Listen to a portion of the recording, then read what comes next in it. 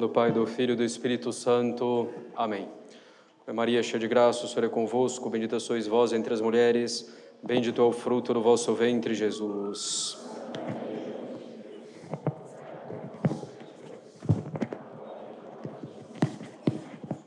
Podem sentar-se.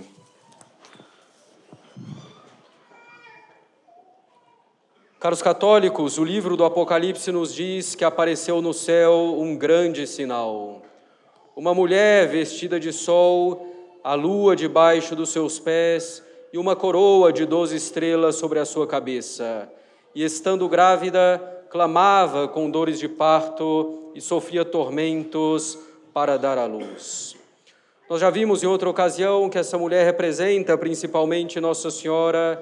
Já vimos o que significa ela estar vestida de sol, com a lua debaixo dos seus pés e coroada de 12 estrelas.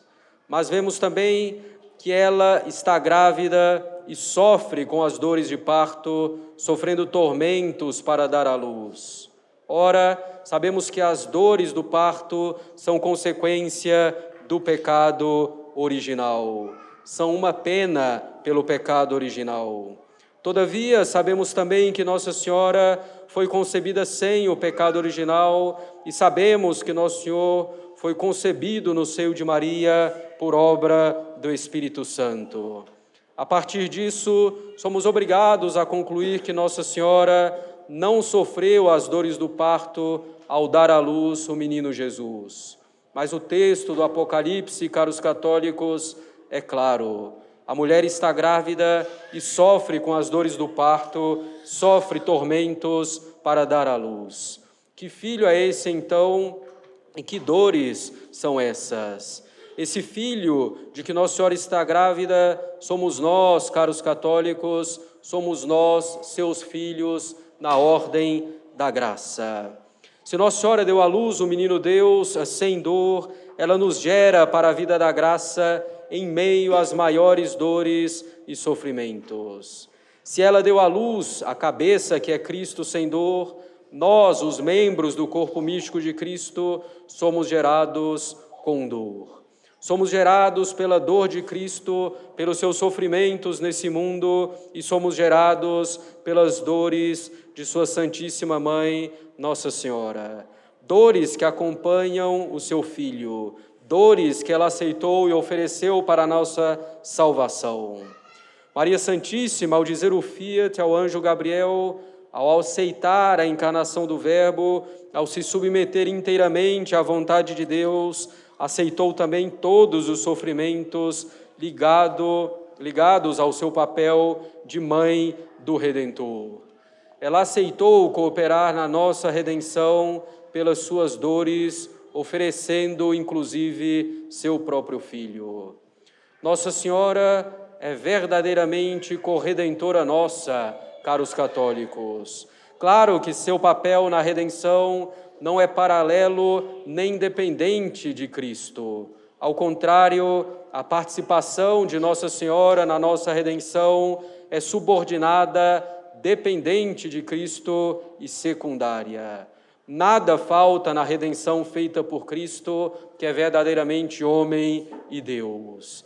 Não obstante, ele quis associar de modo particular Nossa Senhora na obra da redenção. Um dos princípios que nos guiam quando falamos de Maria Santíssima é a antítese ou a contraposição com relação a Eva e ao papel de Eva no pecado original. No pecado original, Eva coopera com o pecado de Adão, mas o pecado original é somente de Adão, pois só ele é realmente a origem do gênero humano. Se só Eva tivesse pecado, seria um pecado pessoal, não haveria o pecado original que herdamos todos e que nos faz nascer sem a graça santificante, sem a amizade com Deus. Eva coopera formalmente no pecado de Adão, mas o pecado é de Adão. Se invertermos então as coisas, temos que Nossa Senhora coopera na obra da redenção feita por Cristo, o novo Adão. Se Cristo não tivesse sofrido e morrido na cruz, Nossa Senhora sozinha nada poderia fazer. toda a redenção vem de Cristo. Nossa Senhora é ela mesma redimida, e se ela coopera na obra da redenção, é em virtude das graças obtidas por Cristo. Porém, Cristo quis que Nossa Senhora cooperasse de forma dependente, subordinada e secundária na obra da nossa redenção, na obra da nossa salvação. Nossa Senhora é realmente nossa corredentora, sem que isso tire em nada a glória de seu Filho e o valor infinito de sua encarnação e morte. Se Nossa Senhora é corredentora, isso é já um fruto da redenção. Nossa Senhora, caros católicos, oferece à Santíssima Trindade todas as suas dores, principalmente desde o momento da encarnação para a nossa redenção. Nossa Senhora, sendo mãe do Redentor, o acompanha em todos os seus sofrimentos e penas durante toda a sua vida e principalmente em sua paixão e morte. Inúmeras são as dores e os sofrimentos de Nossa Senhora para nos gerar para a graça. São inúmeras as dores de Nossa Senhora durante toda a sua vida. A Igreja e o povo devoto escolheram principalmente 7 dores de Nossa Senhora, dores que resumem todas as outras. A primeira delas é a profecia de Simeão no templo, profecia de que uma espada transpassaria o coração de Maria. Por essa dor, caros católicos, e meditando nela, podemos pedir a Deus que imprima em nossas almas a paixão de Cristo e as dores de Nossa Senhora, para que tenhamos sempre presente o quanto vale a nossa alma e quanto custa o pecado, e para podermos assim emendar-nos. A segunda dor é a fuga para o Egito. Por essa dor, podemos pedir à Virgem dolorosa a graça de sofrer com paciência até a morte todas as provações dessa vida. A terceira dor é a perda do menino Jesus em Jerusalém durante 3 dias. E por essa dor de Maria Santíssima, podemos pedir a graça de nunca perdermos Jesus Cristo e de morrermos unidos a Ele. A quarta dor é o encontro da Santíssima Virgem com seu Filho no caminho da cruz. Por essa dor, podemos pedir a graça da conformidade com a vontade de Deus em todas as coisas, a graça de não fugir das nossas cruzes e de carregá-las com alegria até nosso último suspiro. A quinta dor é a crucificação de nosso Senhor. E por essa dor, podemos pedir a graça de viver e morrer crucificados para tudo o que é mundano. A sexta dor é a descida da cruz. É Nossa Senhora que tem em seus braços seu Filho já morto e desfigurado. Por essa dor, podemos pedir a graça de consolar Nossa Senhora com as boas obras. E a sétima e última dor é o sepultamento de Cristo, pela qual podemos pedir a graça do perdão dos pecados e da perseverança final. São inúmeras as dores de Nossa Senhora, e ainda maior é a qualidade e a intensidade dessas dores, caros católicos. Quanto maior é o amor, maior é a dor ao ver o bem-amado sofrer. O amor de Nossa Senhora por seu divino Filho não pode ser calculado. Podemos então imaginar a sua dor diante do desprezo dos homens pelo Salvador, diante da crueldade, diante do deicídio. Nossa Senhora sofria enquanto mãe de Cristo, mas também enquanto nossa mãe, vendo tantos de seus filhos ofendendo a Deus.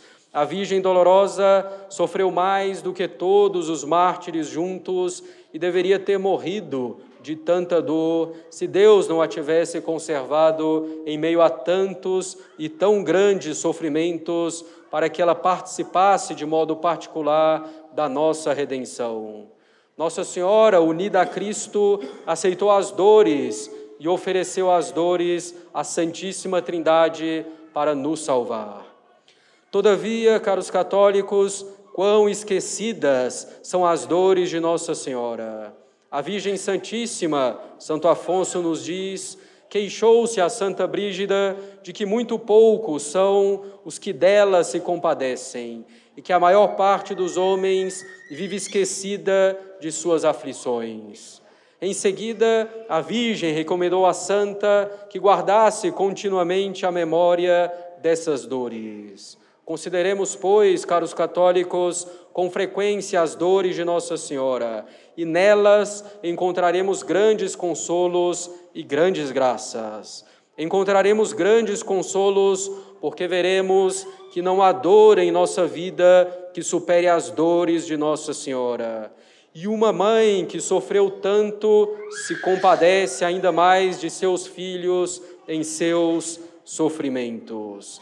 As dores de Nossa Senhora nos ensinam que aquele que semeia nas lágrimas colhe na exultação, na alegria, como diz o Salmo, se permanece fiel a Deus. Nas aflições, nas provações, nas cruzes, olhemos para as dores de Maria. Ela sofreu mais e pode e quer nos consolar. Ela semeou nas lágrimas e colheu na alegria eterna. Olhemos para Nossa Senhora e seu coração transpassado pelas 7 espadas. Encontraremos na Virgem dolorosa a doçura necessária para suportar as nossas dores. No pecado, olhemos para as dores de Nossa Senhora e para a paixão de Cristo e encontraremos graças abundantes de conversão. Olhemos para a Virgem dolorosa e tenhamos uma grande gratidão por tudo aquilo que ela sofreu por nós em união com seu divino Filho. Olhemos para Maria e vejamos do que é capaz uma mãe que ama seus filhos. Verdadeiramente, muitos motivos para consolo. Encontraremos também na devoção à Nossa Senhora das Dores grandes graças. O mesmo Santo Afonso nos diz que estão reservadas grandes graças aos devotos das dores de Nossa Senhora. O santo relata a seguinte revelação feita a Santa Isabel a esse respeito. Diz ele: São João Evangelista, depois da Assunção da Senhora, muito desejava revê-la. Obteve com efeito essa graça e sua mãe querida apareceu-lhe em companhia de Jesus Cristo. Ouviu em seguida Maria pedir ao Filho algumas graças especiais para os devotos de suas dores. E ouviu então Jesus prometer 4 graças principais. Eis essas graças. Primeiro, esses devotos terão a graça de fazer verdadeira penitência por todos os seus pecados antes da morte. Segunda graça, Jesus guardá-los-á em todas as tribulações em que se acharem, especialmente na hora da morte. Terceira graça, Ele lhes imprimirá no coração a memória de sua paixão, dando-lhes depois um prêmio especial no céu. Quarta graça, por fim, nos deixará nas mãos de sua mãe, para que deles disponha a seu agrado e lhes obtenha todos e quaisquer favores. Segundo esse relato, caros católicos, a devoção às dores de Nossa Senhora é de origem apostólica, com São João Evangelista. Mas nem precisávamos desse relato para saber disto. Basta considerar os evangelhos, sobretudo de São João, que nos diz que Nossa Senhora estava lá de pé diante de Deus, de pé para mostrar seu consentimento, sua adesão total à obra da redenção, para mostrar a ausência de qualquer desespero, para mostrar a serenidade no meio das maiores dores. É evidente que os primeiros cristãos não podiam deixar de considerar as dores de Nossa Senhora. Assim, caros católicos, dada a excelência particular dessa devoção a Nossa Senhora das Dores, dado que ela tanto agrada a Nosso Senhor e a Nossa Senhora, dado que essa devoção manifesta o fato de que Nossa Senhora é corredentora, dado ainda que essa devoção consola o coração de Maria e nos obtém grandes graças, recomendo a todos uma grande devoção às dores de Nossa Senhora, nossa padroeira. E levando tudo isso em consideração, depois da novena preparatória que fizemos, nos consagraremos cada um a Nossa Senhora das Dores com verdadeira intenção de emenda de vida, com verdadeira intenção de levar uma vida santa. É o que faremos então, recitando juntos o ato de consagração a Nossa Senhora das Dores, após a veneração da relíquia do véu de Nossa Senhora. E consagrando-nos, consagraremos também esse nosso singelo apostolado, para que, plantando, às vezes nas lágrimas, possamos colher na exultação. Porque vejam, o fruto das dores de Nossa Senhora e da devoção à Virgem Dolorosa é a alegria.